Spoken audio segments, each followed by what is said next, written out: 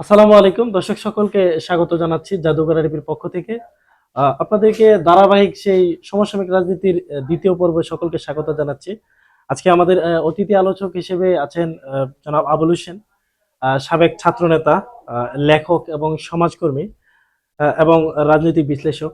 আপনাকে স্বাগত জানাচ্ছি আমাদের এই অনুষ্ঠানে। জাদুঘরা টিভি এবং তাদের দর্শকদেরকে অভিনন্দন জানাচ্ছি আমাকে আবারও দ্বিতীয় পর্বে আমন্ত্রণ জানানোর জন্য। আসলে আমরা যেহেতু সমসাময়িক রাজনীতি নিয়ে আসলে কথা বলতে চাই, তাহলে আমাদের যে এই সমসাময়িক বর্তমানে যে ঘটনাগুলো ঘটে যাচ্ছে আসলে এগুলো নিয়ে আসলে আমরা কথা বলতে চাই। প্রথমে আপনার কাছে জানতে চাই যে একটা ইস্যু নিয়ে আসলে আপনার কাছে জানতে চাই যে সুনামগঞ্জ এক আসন নিয়ে সোশ্যাল মিডিয়ায় এই যে গণহারে বিবদমান প্রার্থীদের যে অনুসারীদের আলহামদুলিল্লাহ পোস্টের মাধ্যমে মনোনয়ন নিশ্চিতের যে অভিব্যক্তি প্রকাশ করেছে, আসলে এই বিষয়টাকে আপনি কিভাবে মূল্যায়ন করছেন? আসলে অভিব্যক্তি একজন প্রকাশ করতেই পারে, তো তবে অভিব্যক্তিটা যেন একটা সীমাবদ্ধতার ভিতরে থাকে। যে কোনো উচ্ছ্বাস অভিব্যক্তি তার সীমার বাহিরে গেলে এটা দৃষ্টিকটু লাগে। নমিনেশন পাবে একজন, প্রার্থী হতে পারে 5 জন 10 জন। আমিও দেখেছি এটা সবাই আলহামদুলিল্লাহ দিয়ে মনোনয়ন যেভাবে নিশ্চিত করেছে, এটা হলো অতি উৎসাহীদের কাজ। আমার মনে হয় না কোনো প্রার্থী তাদেরকে বলে দিয়েছে। এটা কেউ কেউ এমন অতি উৎসাহী ভাবটা থাকে যে যদি নমিনেশন উনি পায়, আমি যে আলহামদুলিল্লাহ লিখেছি, ওনার দৃষ্টি আকর্ষণ করা হইলো যাতে ক্ষমতায় গেলে উনি বিশেষ কিছু সুযোগ সুবিধা আদায় করতে পারে। এই ধরনের মনোবাসনাই অনেকের থাকে, আবার অনেকের ভালোবাসা থেকে হয়। তবে অন্ধ ভালোবাসা কোনো ক্ষেত্রে কাম্য না। আশা করব এই বিষয়ে আরো সচেতন হবে মানে তারা। ওই যে অতিরিক্ত আবেগ থেকেও এটা এমন এমন হতে পারে, তাই তো? অতিরিক্ত আবেগে না, এটাকে আমরা অন্ধভক্ত বলতে পারি। আচ্ছা আচ্ছা, আমি পরবর্তী আপনার কাছে জানতে চাই যে আজকের যে দৈনিক সমকালের পেজে লিড নিউজ ছিল যে বিএনপি 200 জন প্রার্থীকে গ্রিন সিগন্যাল দেওয়া হয়েছে। এখন তার মধ্যে কিন্তু সুনামগঞ্জ এক আসনের যুবদলের কেন্দ্রীয় তরুণ নেতা মাহবুব রহমান নামও কিন্তু এসেছে। আসলে এই বিষয়ে আপনার মতামতটা কি, বা এই নিউজটার ব্যাপারে আসলে আপনার মতামতটা কি? সুন্দর একটি প্রশ্ন করেছো।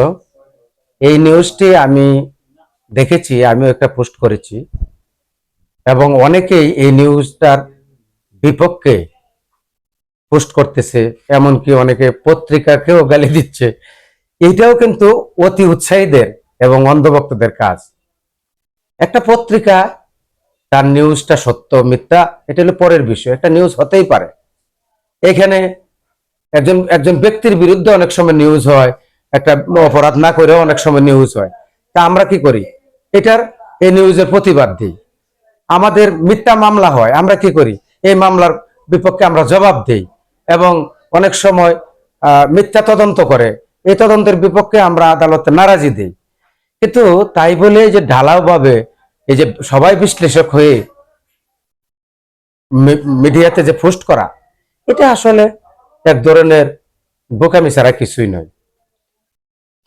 একটা জাতীয় পত্রিকায় এবং প্রথম পৃষ্ঠা এবং প্রথম নিউজ, লিড নিউজ, এত বোকা তো আমার মনে হয় না একটা পত্রিকার সম্পাদক এত বোকা হবে যে এইভাবে একটা মিথ্যা নিউজকে একটা জাতীয় পত্রিকায় লিড নিউজ করে ফেলবে। এত বোকা কোন সম্পাদক আছে বলে আমার ধারণা নাই। এবং এই নিউজটা যদি এতই ফালতু হতো, তাহলে এই নিউজের আলোকে আমি দেখেছি আরো বিভিন্ন পত্রিকার যে তাদের নিউজ চ্যানেল আছে, পত্রিকাগুলো ইদানিং কিন্তু ফেসবুক চ্যানেল করে। এই ফেসবুক চ্যানেলে নিউজ আকারে এটার আলোকে আরো একাধিক পত্রিকা আমি দেখেছি নিউজ করেছে। এখন আরেকটা কথা এখানে বলা হয়েছে যে মাহবুবুর রহমানের কথা। মাহবুবুর রহমান কেন, সিলেট বিভাগে তো অনেক প্রার্থী ছিল, শুধু একা ওনার নাম আসলো কেন? হ্যাঁ, একা কেন আসলো এটা তো পত্রিকাকে জিজ্ঞেস করতে হবে যে ওনার নামটা কেন একা আসলো। এইখানে ওনারা সর্বমোটে দেখা গেছে 20-30 জনের নাম দিছে, এখানে হচ্ছে 200 জনের কথা বলা হয়েছে। তাদের দ্বারা সম্ভব হয়েছে না হয়তো 200 জন প্রার্থীর সাথে আলাপ আলোচনা করে এটা নিশ্চিত হইতে পারে নাই, যে যার জন্য হয়তো বা তাদেরকে দেওয়া হয় নাই।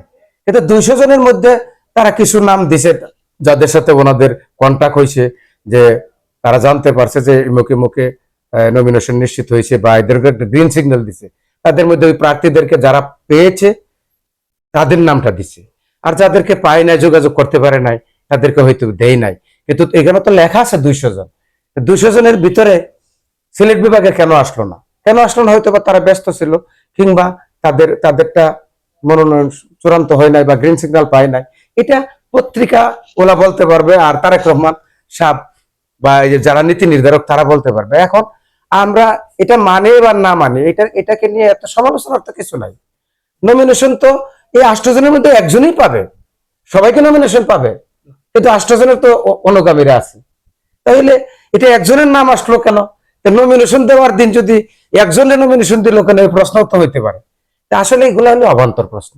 তা আমরা আসলে এইসব বিষয়ে আরো সচেতন হবে, এটাই আমি কামনা করি। জি, আপনার কাছে সর্বশেষে জানতে চাই যে এই এই কিশোরগঞ্জের কাউন্সিলে ভার্চুয়ালি তারেক রহমান কিন্তু নেতাকর্মীদের উদ্দেশ্যে আহ, উনি খুব জোরালো ভাবেই কিন্তু বলেছেন যে দুটি কথা, যে দলের মধ্যে ঐক্য এবং দলের নাম বিক্রি করে কেউ যাতে ব্যক্তির স্বার্থ যাতে হাসিল না করতে পারে।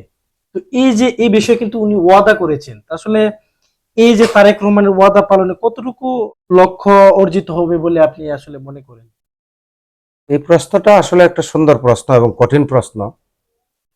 তারেক রহমান, আমার জানা মতে, আমি তারেক রহমানের এই নির্দেশগুলা আজকে নতুন না, উনি দীর্ঘদিন যাবৎ নেতা কর্মীদেরকে এই কথাগুলি বলে আসছেন, এবং উনার কথাগুলি আমার কাছে এমন মনে হয়েছে যে এক কান দিয়া তারা শুনে আর এক কান দিয়ে বের করে দেয়।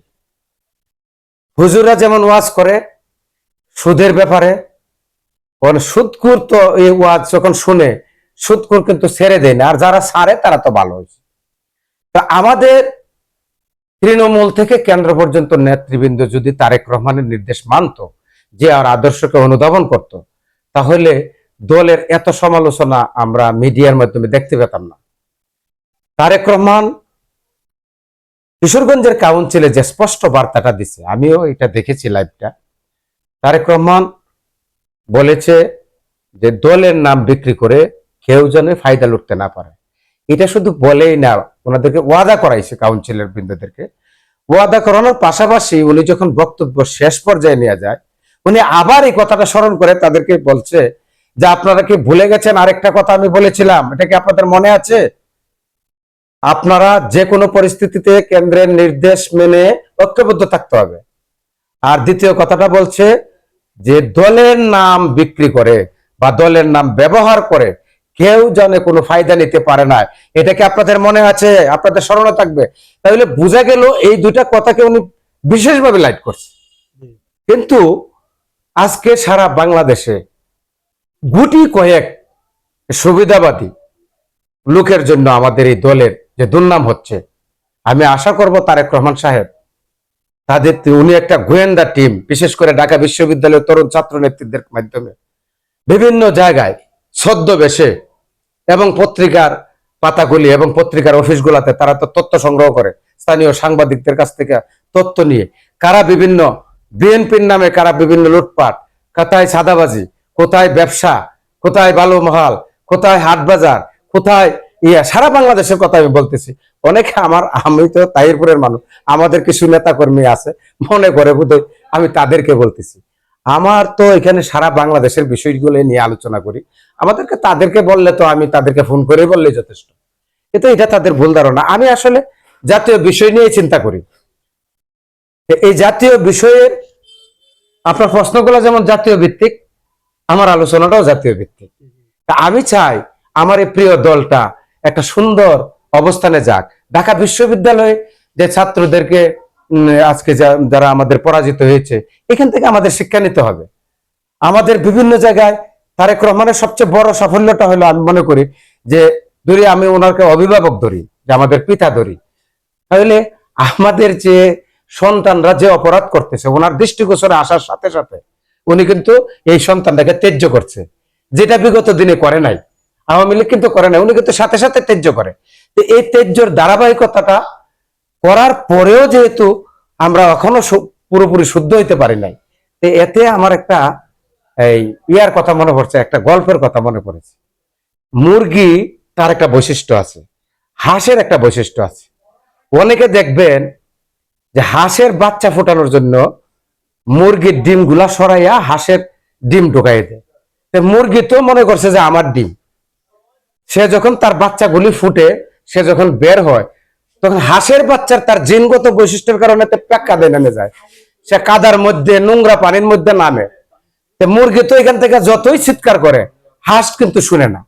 তা আমার কাছে মনে হচ্ছে যে আমরা 15 বছরে আমাদের মধ্যে কিছু সুবিধাবাদী দুষ্কৃতিকারী নেতৃবৃন্দ টাকার বিনিময়ে হোক আর যে কোনো ভাবে হোক, আমাদের পদ বাণিজ্যের কারণে এমন কিছু হাঁসের বাচ্চা আমাদের মধ্যে ঢুকে গেছে, যে মুরগি হয়ে তারেক রহমান যতই তাদেরকে নির্দেশ দেয়, তারা কিন্তু এই ফসা গান্ধা পানিতেই নামে। এই কারণটা খুঁজে বের করতে হবে। যারা কমিটি বাণিজ্য করেছে, এটা তদন্তের মাধ্যমে এই কমিটি বাণিজ্যদের কারীদেরকে যতক্ষণ পর্যন্ত উচ্ছেদ করতে না পারে, তারেক রহমানের নির্দেশ ততক্ষণে উপেক্ষিত হবে। তারেক রহমানের নির্দেশ তখনই বাস্তবায়িত হবে যখন সৎ, ত্যাগী এবং নিবেদিত এবং শিক্ষিত মানুষগুলা এই কমিটি গঠনের কার্যক্রমে সংযুক্ত হবে এবং তাদের মাধ্যমে কমিটিতে আসবে। তখনই এই বিএনপির একটা সুন্দর ধারা চালু হবে বলে আমার বিশ্বাস। জি, ধন্যবাদ আপনাকে। আমরা আসলে অনুষ্ঠানের একেবারে শেষ পর্যায়ে। দর্শক এতক্ষণ যারা আমাদের সাথে ছিলেন সবাইকে ধন্যবাদ জানাচ্ছি আবারও। এবং আমরা কথা বলছিলাম যে সমসাময়িক রাজনীতি নিয়ে। আমরা পরবর্তীতে আবার দেখা হবে অন্য কোনো ভিডিওতে। ততক্ষণ ভালো থাকুন, সুস্থ থাকুন। আপনার দর্শকের উদ্দেশ্যে কিছু বলা আছে কিনা? দর্শকের উদ্দেশ্যে আমি এমন কোনো বড় নেতাও নই, আর এমন কোনো বিশ্লেষকও নই। এখন স্থানীয়ভাবে আমার এই ভাগনা সম্পর্কে সে তার চ্যানেলে আমাকে নিয়ে আসছে, এই জন্য তার ধন্যবাদ। আমার মনের কথাগুলি বলার একটা প্ল্যাটফর্ম পেয়েছি। আমি এমনিতে ফেসবুকে লেখি আপনাদের উদ্দেশ্যে, কিন্তু এই লেখাটা আমি সবার জন্য লেখি, যার গায়ে লেগে যায় সে একটু জ্বলে। আর এই জ্বলাটা আসলে আমার ব্যক্তিগত প্রতিহিংসা না, আমি কারো প্রতিহিংসা করে লেখি না। এবং আজকেও যে কথাগুলি বলছি, এটা আমি তারেক রহমানের দৃষ্টি আকর্ষণ করে আমি আমার কথা, তারেক রহমান যাতে এই আমার কথাগুলি যদি ওনার কাছ পর্যন্ত পৌঁছে, উনি যাতে এই দলের উনি যেভাবে দেখতে চায়, আমিও ওনার এবং জিয়ার আদর্শের সৈনিক হিসেবে আমিও দলটাকে এইভাবেই দেখতে চাই। এটাই আমার। জি, ধন্যবাদ আপনাকে। দর্শক সকলকে আবারও ধন্যবাদ এবং কৃতজ্ঞতা জানিয়ে আজকে এখানেই শেষ করছি। সবাই ভালো থাকুন, সুস্থ থাকুন। কথা আসসালামু আলাইকুম।